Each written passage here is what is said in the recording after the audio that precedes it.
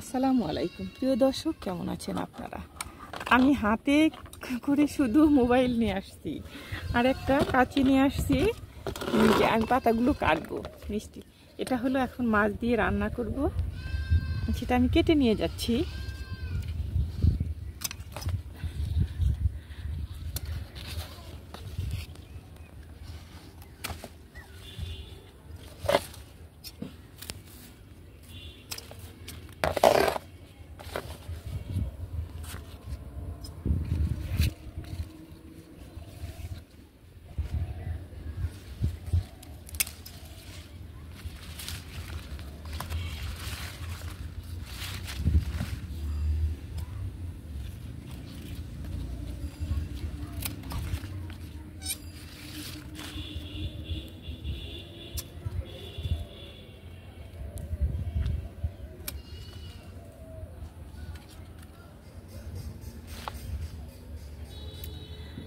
আমার এই কয়েকটাই হয়ে যাবে, চলুন রান্না করব। সব কিছুতেই আমার সুবিধা, আল্লাহ তাআলা আমাকে এত সুযোগ সুবিধা দিয়েছে। এখন বিকেল 5টা বাজে। কেন বিকেল বেলায় চলে আসলাম? দেখুন, এটা রাত্রে ফুটে যাবে। দেখুন কি সুন্দর লাগছে না দেখতে? রাত্রে হয়তো আর আসা 12:30টার সময় কি আসা সম্ভব ছাদে?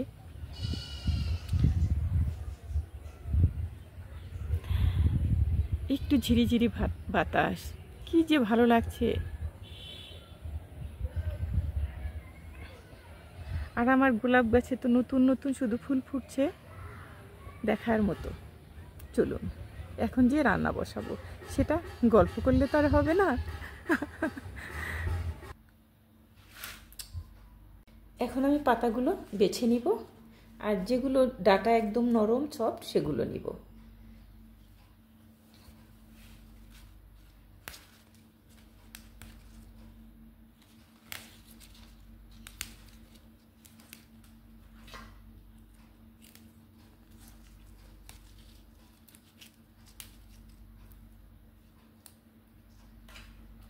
শক্ত ওটা নেওয়া যাবে না, শক্তটা একদমই শক্ত।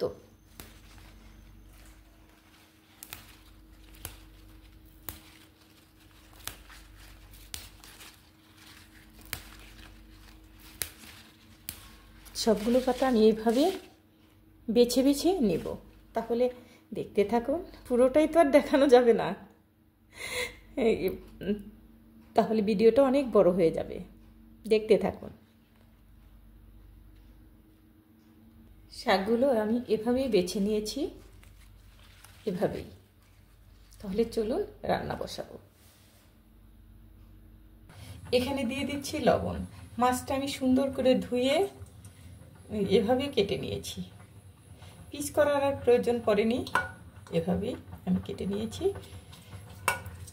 এভাবেই। এখন আমি লবণ দিয়ে,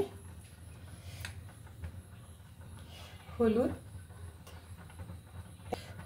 1 চামচের কম ছিল, এখানে মরিচ 1 চামচ, এখানে দিয়ে দিচ্ছি 1/2 চামচেরও কম জিরে গুঁড়ো, তারপরে দিয়ে দিচ্ছি ধনে গুঁড়ো 1/2 চামচের কম ধনে গুঁড়ো।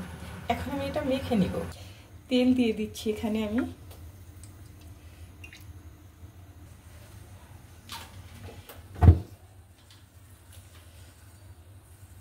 এখন আমি মাছটা দিয়ে দিব।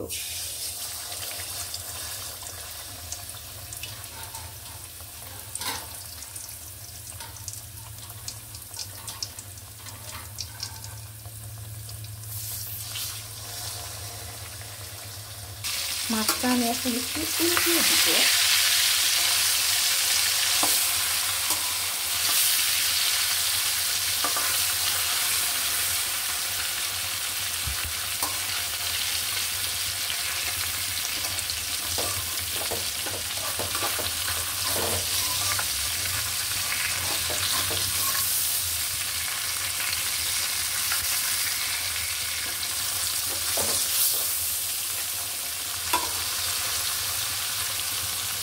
মাছ এখন আমি উঠিয়ে ফেলবো।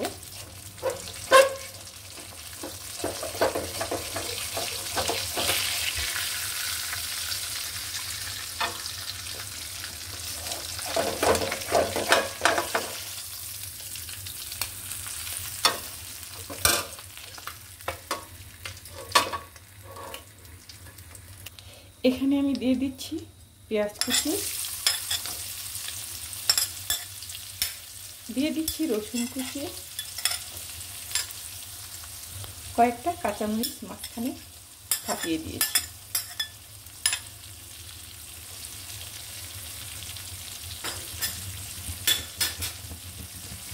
এখন আমি পেঁয়াজটা ভালো করে ভেজে নেব।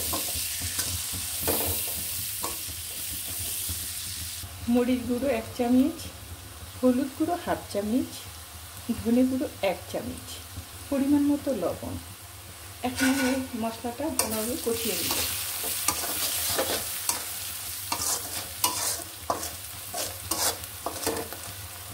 এখানে আমি একটু পানি অ্যাড করব, তাহলে পেঁয়াজটা ফুলে যাবে।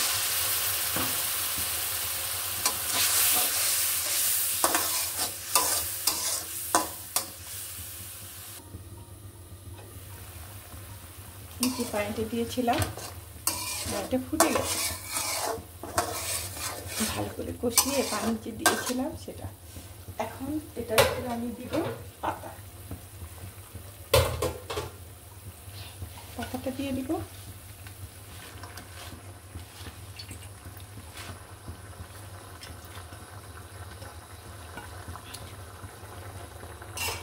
এখন ঢেকে দিব।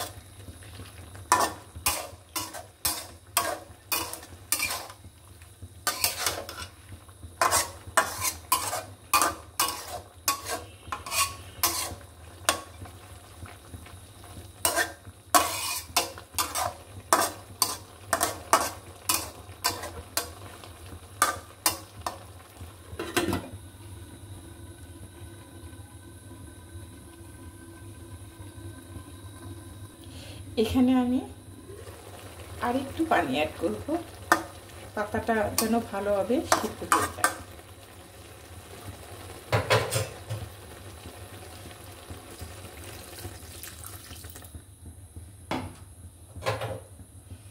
এখন আমি ভালোভাবে ঢেকে দিব।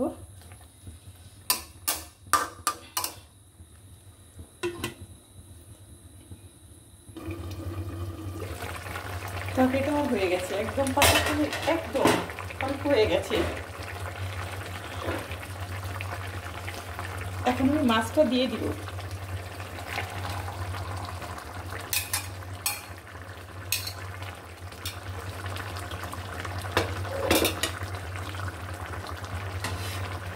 এখন আমি ঢেকে দিব। রান্নাটা কেমন হলো কমেন্ট করে জানাবেন। খারাপ হলেও জানাবেন, ভালো হলেও জানাবেন। আপুরা ভাইয়ারা আপনারা ভালো থাকবেন, সুস্থ থাকবেন, এটাই আমার সবসময় দোয়া। আল্লাহ হাফিজ।